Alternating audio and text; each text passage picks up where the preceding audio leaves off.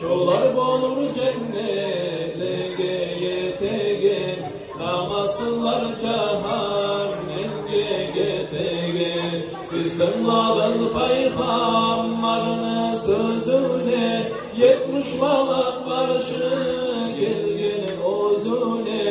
Söyley turup baktı Resul yüzüne, pek acayip oldu Resul sözüne.